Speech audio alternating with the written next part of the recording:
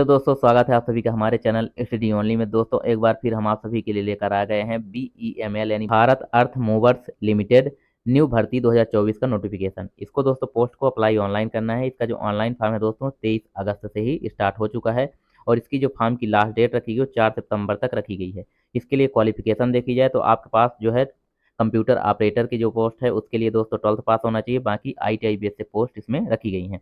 और इसमें टोटल पदों की संख्या देखी जाए दोस्तों तो टोटल जो पद हैं वो 100 पद रखे गए हैं। और दोस्तों इसमें बाकी क्राइटेरिया क्या रखा गया है, जैसे कि एज लिमिट क्या है, आपकी जो एग्जामिनेशन फीस क्या रखी गई है, साथ ही इसको पोस्ट को अप्लाई ऑनलाइन कैसे करना है, ये सारी जानकारी हम आपको इस वीडियो में स्टेप बाय स्टेप बताएंगे। बस आप लोग हमारे साथ वीडियो के अंत तक बने रहिए।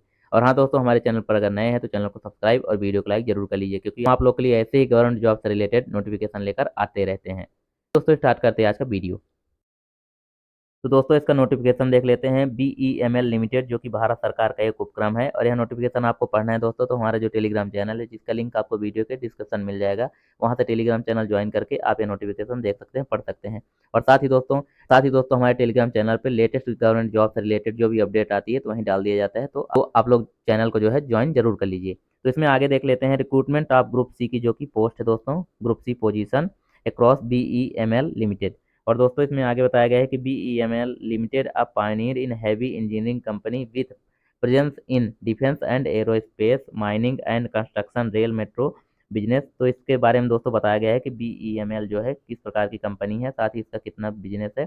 4,000 करोड़ का जो है पर ईयर जो है इसका टर्नओवर है। ये सारी चीज़ इसमें बताई गई है, यूनिट वगैरह कहाँ क्या है।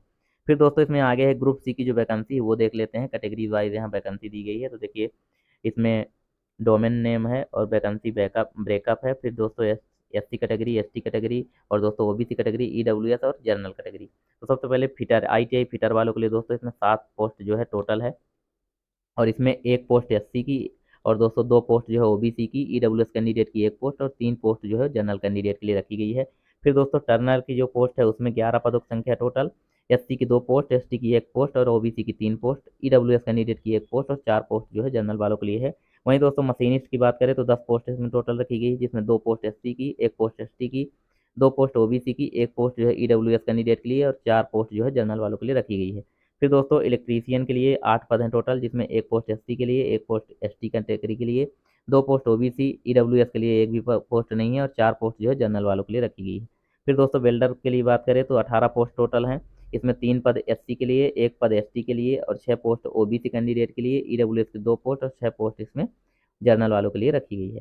फिर दोस्तों ऑफिस असिस्टेंट ट्रेनी के लिए, तो इसमें दोस्तों टोटल जो पदों की संख्या है तो 46 यानी 46 रखी गई है। इसमें SC कैटेगरी के लिए 7 पोस्ट रखी गई है, ST कैटेगरी के लिए 3 पोस्ट और दोस्तों OBC कैटेगरी के लिए 12 पोस्ट, EWS के लिए 5 पोस्ट और जनरल वालों के लिए 19 पोस्ट इसमें रखी गई है। फिर दोस्तों इसमें आगे क्वालिफिकेशन वगैरह देख लेते हैं। ITI वालों के लिए क्या रखी गई है और बाकी उसके लिए क्या रखी गई है जो ऑफिस असिस्टेंट ट्रेनी की पोस्ट है उसके लिए। तो सबसे पहले यहाँ ग्रुप पोजीशन ग्रेड दिया गया है, फिर दोस्तों वैकेंसी दी गई, फिर क्वालिफिकेशन दिया गया है, मिनिमम पोस्ट क्वालिफिकेशन दिया गया, एक्सपीरियंस, अपर एज लिमिट क्या है, जॉब डिस्क्रिप्शन क्या है, ये सारी चीज़ इसमें दी गई है। तो ITI ट्रेनिंग के लिए जो टोटल पदों की संख्या है 54 यानी 54 पद इसमें रखे गए हैं।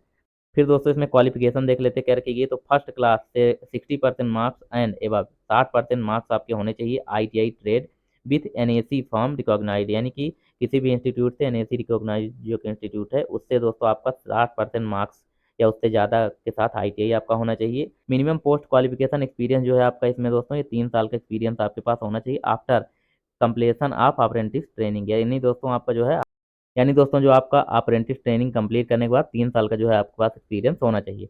फिर दोस्तों इसमें अगर अपर एज लिमिट देखें तो जो जनरल कैटेगरी है उसके लिए 32 साल रखी गई है, यानी मैक्सिमम जो एज है वो 32 साल होनी चाहिए। OBC के लिए 35 साल और ST SC कैंडिडेट के लिए 37 साल इसमें रखी गई है।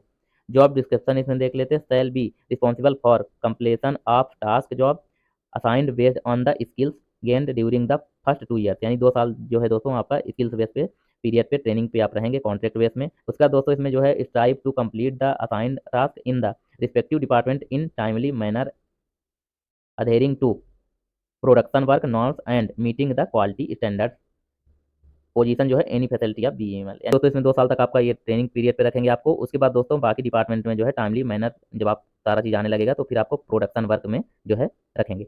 फिर दोस्तों इसमें अगली जो पोस्ट है ऑफिस असिस्टेंट ट्रेनी की, इसके लिए दोस्तों आपके पास जो है टोटल पदों की संख्या 46 यानी 46 रखी गई है। इसमें दोस्तों आपके पास फुल टाइम ग्रेजुएट यानी आपके पास ग्रेजुएशन होना चाहिए, डिग्री होनी चाहिए, डिप्लोमा इन कॉमर्शियल यानी या फिर आपके पास कॉमर्शियल क्षेत्र से डिप्लोमा या डिग्री होनी चाहिए। Secretarial practice with proficiency in computer application, यानी कि दोस्तों जो है आपके पास डिप्लोमा हो सेक्रेटरियल प्रैक्टिस में, और साथ ही दोस्तों कंप्यूटर का नॉलेज भी आपके पास होना चाहिए एप्लीकेशन में। ठीक है, कंप्यूटर एप्लीकेशन का आपके पास नॉलेज भी होना चाहिए। मिनिमम जो है 6 मंथ कोर्स अप्रूव्ड बाय, तो इसमें दोस्तों जो है 6 मंथ का जो कंप्यूटर का आपके पास डिप्लोमा भी होना चाहिए। मिनिमम जो है 6 मंथ का, अगर 1 साल वाला है तो भी चलेगा, बाकी मिनिमम जो है 6 मंथ का आपके पास डिप्लोमा कंप्यूटर का होना चाहिए, तो आप इस पोस्ट को अप्लाई कर सकते हैं। फिर दोस्तों इसमें एक्सपीरियंस देखा जाए तो 3 साल का इसमें भी एक्सपीरियंस है।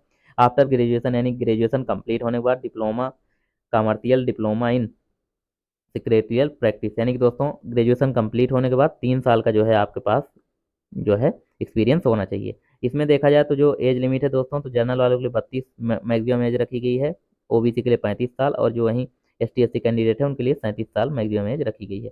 फिर दोस्तों इसमें क्या दिया गया आगे देख लेते हैं। तो support the operation of the offices and perform the clerical and administrative activities and other functions, यानी आपका जो काम रहेगा दोस्तों क्लरिकल डिपार्टमेंट और साथ ही दोस्तों एडमिनिस्ट्रेटिव का काम रहेगा। इसमें department is directed from time to time, इसमें बाकी टाइम टू टाइम डायरेक्ट आपको किया जाएगा क्या कैसे डिपार्टमेंट करना है। फिर दोस्तों इसमें आगे the areas of operations would includes various offices under corporate and manufacturing areas purchase store, यानी दोस्तों आपको विभिन्न ऑफिस में भेज सकते हैं। स्टोर हो गया, परचेज वाला डिपार्टमेंट हो गया, HR फाइनेंस हो गया, इन सब में से किसी में भी आपको भेज सकते हैं। फिर दोस्तों इसमें बाकी जो पोस्टिंग है एनी फैसिलिटी ऑफ BEML। फिर दोस्तों इसमें आगे दिए गए PWBD कैंडिडेट जो हैं उनके लिए 10 साल की एज में छूट दी जाएगी, यानी कि जो उनके लिए अपर एज है वो 10 साल मैक्सिमम जो है एज में छूट दी जाएगी। उसके बाद दोस्तों इसमें ट्रेनिंग कॉन्ट्रैक्ट आपका क्या रहेगा, दोनों पोस्ट के लिए ITI पोस्ट और ऑफिस असिस्टेंट के लिए।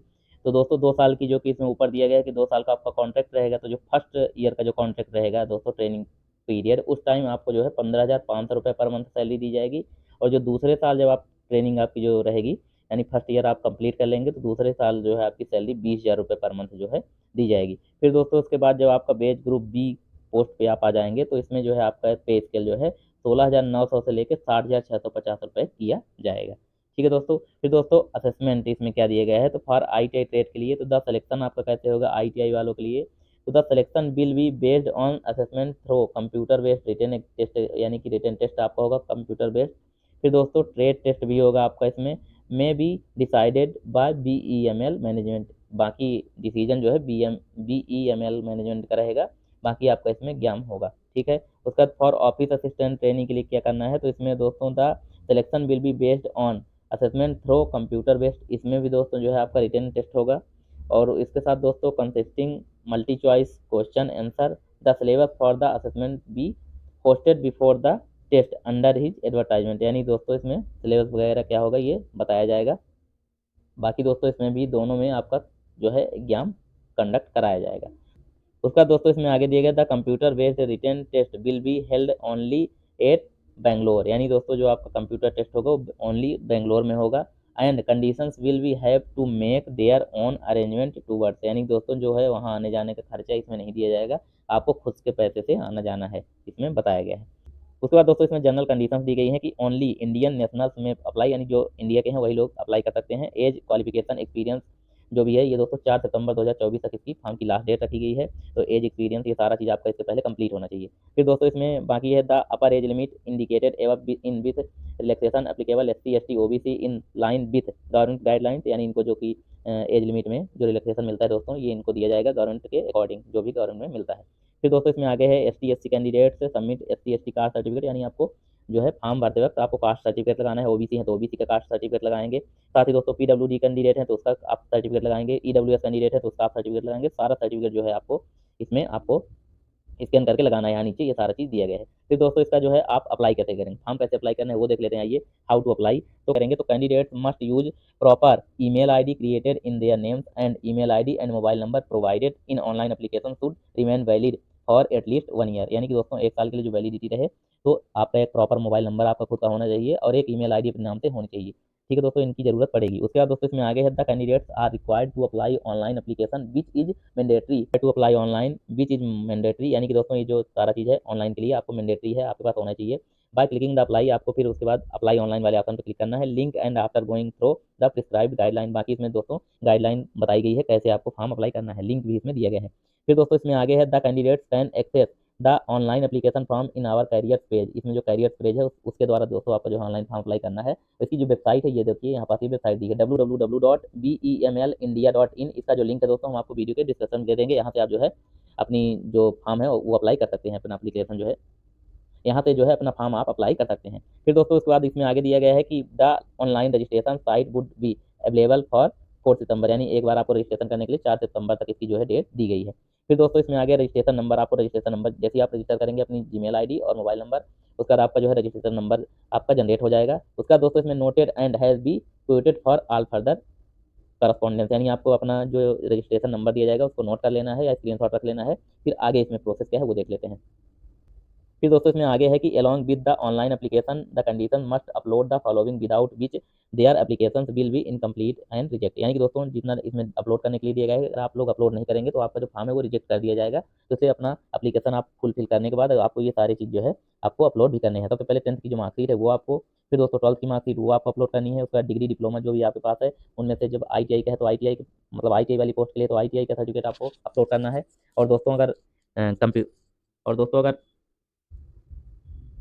अगर ऑफिस असिस्टेंट वाली पोस्ट के लिए है तो आपका डिग्री डिप्लोमा जो है उसको भी अपलोड स्कैन करके करना है। उसका दोस्तों आगे है all marks cards of the qualification degree ITI application in CGPA या परसेंटेज जिस BBS में हो तो वो भी आपको यहाँ इंक्लूड करना है, डालना है। उसका दोस्तों for ITI training candidate NSE certificate आपको मैंडेटरी है, ये भी आपको NSE सर्टिफिकेट लगाना ही पड़ेगा, मैंडेटरी कंपलसरी है।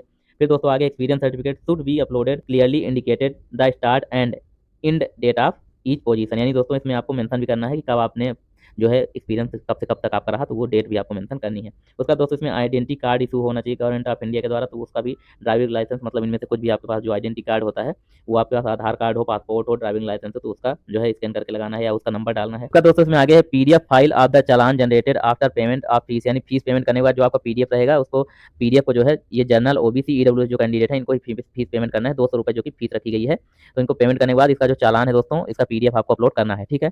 इसकी जो साइज है 1 MB से ज़्यादा की नहीं होनी चाहिए। फिर दोस्तों वहीं ST SC और PWD जो कैंडिडेट है इनके लिए फॉर्म फ्री में है और तो इनके लिए दोस्तों कोई भी स्कैन करके इनको लगाने की जरूरत नहीं है क्योंकि इनका एप्लीकेशन फीस जो है इनके लिए 0 रुपये नील रखी गई है। उसके बाद दोस्तों इसमें आगे दिए गए हैं चेक लिस्ट बिफोर अप्लाइंग, यानी फॉर्म अप्लाई करने से पहले आपको चेक कर लेना है कौन सी जो है कौन सा डॉक्यूमेंट कितने KB में अपलोड करना है। तो ये सारा डॉक्यूमेंट यहाँ नीचे दिए गए थे दोस्तों। सबसे पहले रिसेंट फोटोग्राफ आपकी 100 KB की होनी चाहिए मैक्सिमम। उसका दोस्तों योर सिग्नेचर यानी सिग्नेचर जो है 50 KB की मैक्सिमम साइज होनी चाहिए। इसके ये सारे डॉक्यूमेंट दोस्तों जो है दिए गए हैं ये सब स्कैन करके यहाँ लगाने हैं 5 नंबर 6 नंबर 7 नंबर 8 नंबर पे नेशनल अप्रेंटिस सर्टिफिकेट NSE का, ये सारा चीज़ आप देख लीजिए। यहाँ जो है डिटेल रिज्यूम जो है आपका 500 KB का होना चाहिए, इससे ज़्यादा का नहीं होना चाहिए। वहीं ऑल रिलेवेंट एक्सपीरियंस सर्टिफिकेट जो है वो 10 से 28 KB का होना चाहिए, यानी 1 MB का, इससे ज़्यादा का नहीं होना चाहिए। बाकी दोस्तों सारे जो हैं वो 200 KB के होने चाहिए, इससे ज़्यादा के नहीं होने, यहाँ पास डिटेल में दिया गया है।